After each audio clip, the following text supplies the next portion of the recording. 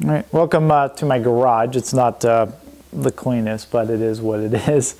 I wish I had more time to tidy it up a bit more and I was a little more focused on that. But anyways, to the question at hand, how do you know when your shock or your strut are bad?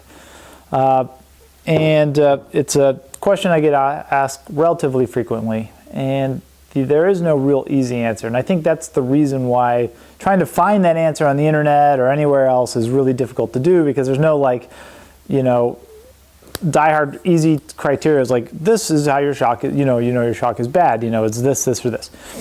There are ways to tell, and so we'll go into it. But part of it is that a shock doesn't just fail. Like a lot of parts, they're bad and they fail, and you can tell. Like the engine fails, it stops working. Okay, the engine's bad.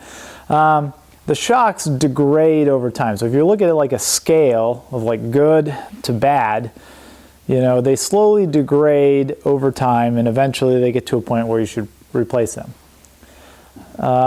There's probably a section on that scale where they're good. There's a section on the scale where you should probably replace them, but they're not that bad, like it's not really going to do excessive tire wear. It's not a safety concern. There's a section where it's like, okay, you're going to wear your tires faster and it's not as good of a ride. And then there's a section where it's no longer safe to be driving the vehicle with those in that condition.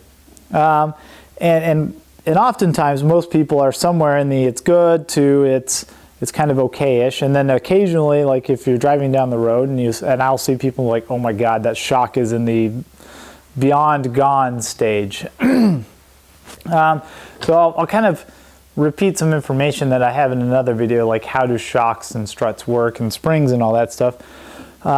Here briefly, maybe I won't go into as much detail. We'll see. Sometimes I can be talkative, but this is a strut, kind of heavy. So I'm gonna put it down. A strut is basically a spring, and then there's the shock portion also. So this part is the shock portion. Now if you have, and sometimes you just have the shocks and the springs are separate, then you have just a shock. You'll see those often like on the back end of a truck. They'll be, the leaf springs will act as the spring, and then you'll have a shock. A Corvette actually has leaf springs, suspension in the rear, or springs in the rear, and that's kind of funny. But they're good cars. I'm not saying that they're bad. I'm just saying it's just kind of funny. Most people don't realize that. Now, so the term shock can be used kind of interchangeably for this portion of the strut. So because this is the shock of the strut. But you can't interchangeably use strut for shock, because they're not the same. But a strut, a shock is in a strut, but a strut is not in a shock. Now, how this works is that these springs is what carries the load of the vehicle. It's not the strut. I mean, it does, yes, like it actually bolt onto the knuckle. That's bolts onto the top of the car. So the whole thing, but when you're going up and down, what's compressing is the spring. The purpose of the shock is to reduce the bounce of the spring. So what'll happen is, if you were to compress a spring, or you were to, like a pogo stick, you were to press it down and then like you can bounce, the spring will cycle, oscillate up and down. The shock prevents that from happening. So the shock allows the spring to collapse, come back up, and then it's supposed to stop. Now, if the shock is bad, what can happen is the spring might go more than one time. And as it gets worse, the spring is going to oscillate more or cycle more until it just naturally stops. So you'll see cars, if you're driving down the hoopty wagons where they're going like this, that's because the shocks are bad, because the spring is literally bouncing and there's nothing to stop it from bouncing until it just kind of stops. I've seen it so bad where I've seen a car, when it hit a bump, the wheel literally was bouncing off the ground. Bouncing, bounce, bounce, bounce, bounce. That's because the shock is completely gone. The shock is no longer functioning as a shock whatsoever. So it's not stopping the spring from bouncing and oscillating. So how do you know when they're bad? So there's a couple different ways, and none of it is set in stone. And this is also why a lot of the shock companies just give you a mileage, like X number of miles, replace your shocks and struts. Because there's no easy way for any driver to tell most of the time. One clear, visible way to check is if you're seeing fluid coming out right here. That means that the seals are busted. There's oil that's inside the shock and it's escaping the shock. The seal's bad, the shock's bad, so it's blown out. Now, that doesn't necessarily, that's not the only indicator. Sometimes your shock can be bad and you don't see any fluid. So what I'm going to tell you now is subjective, and it's going to be very difficult maybe for a lot of people to know. But you can feel when the shock is bad. When you go over a bump and you feel like extra vibration. So when you first get a car, it's like a boom, boom. You just go over. It's like you hardly even notice it. Boom, boom. If you've rented a car and you drive and like you go over a bump and you don't feel like extra vibrations, that's because the shocks are new and they're doing their job. The wheel goes up over the bump and comes back down and it stops moving. When the shock is older, the wheel comes and goes over the bump and it kind of goes down and goes like this. So it does a little extra little jog. If you're fairly sensitive to the car, you'd be like, oh, the shock's going out. When they start getting, so that's kind of like on the early stages of shocks being bad. The next stage you might notice, especially if you live on a dirt road like myself, is you'll hear a thunk, thunk, thunk, thunk, thunk, thunk, thunk, like a clunking noise coming from most likely the front, because that's where the engine is. You carry more weight in the front typically, so typically that'll go bad first, but it could be from the back. But you'll hear as you go over bumps, clunk, clunk, clunk, clunk. Maybe not every single time, but fairly regularly. That means likely it could be one of two things. Either the shock, the strut mount up here is bad, or the shock itself has extra play in it. So the shock itself has some play in it, and you're hearing the clunking internally into the shock. Then finally, at the last point is what I was describing before. The car gets kind of rolly, the vehicle gets rolly. You go over a bump, and the car kind of goes, that's gone. The shock is way gone. You should definitely get it replaced at that point.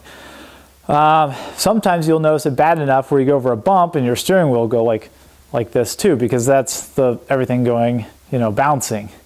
Now I'm not saying that's all the time, because sometimes I've driven in cars with fresh shocks in them and they go over and it's just the suspension setup is such, it's just poorly designed, where you get what they call bump steer, which means as the suspension travels, it actually translates that movement into the steering wheel. It's just poor suspension design, poor vehicle design. Not as common, but you'll notice like a vibration more so, like boom, boom, boom, and that's pretty bad. So let me just recap. You can tell your shocks are bad. First, I would say that likely if you're getting up to over 50,000 miles, especially if you're getting 100,000 miles or more and you've never replaced them, they're likely bad. Maybe not horrible, but they're probably bad. If you see fluid here, it might be hard to see because a lot of times they have covers here that's supposed to protect, to keep dirt from getting in here and wearing out the seals here. But if you lift it up, you'll see fluid coming down, dripping around the edge here.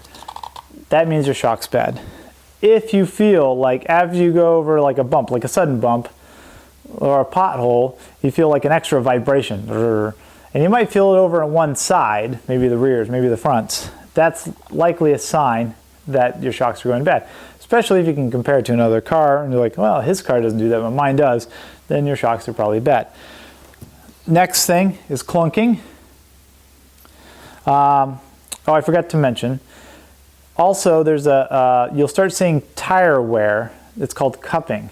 So what happens is as the shock goes, the tire oscillates a little bit.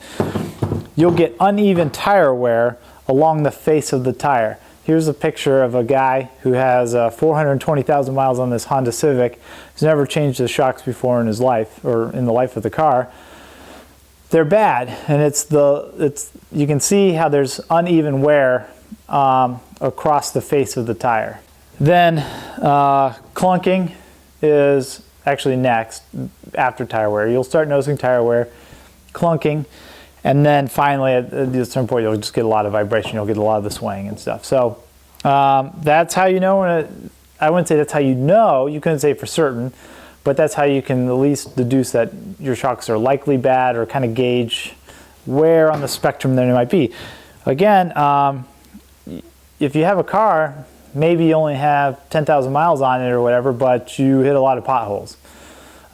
You jumped the car. You know, if the shock receives a lot of instantaneous motion, you can blow it out. So, like I say, if you go over a jump, you hit a real deep pothole and it just forces the wheel up. You go over a curb, you do something, you know, pretty extreme. I wouldn't say even necessarily extreme, but you know, it has really stresses the shock. You could blow out those seals instantaneously and the shock is dead. So I hope this helps. If you have any questions, please ask them down in the comment sections. If you have any feedback, please leave them in the comment sections as well. Please check out my other videos. If you like this video, please thumbs up it, like it, share it if you can. Share all of my videos, hopefully. I'd like to get more. The more videos views I get, the more I want to make. So if you like this one and you like some of my other ones, again, please subscribe and share and like and all that stuff. I'll have some relevant links popping up here shortly if I get around to it. Sometimes I say that and I never get around to adding them, but I probably will. If I'm slow to reply to comments, sorry, sometimes it can take me a week. Sometimes I'll reply the same day. And if you have questions, like I said, put them in the comment section, and maybe if it's a big enough question, I'll make a video about it. So thank you and take care.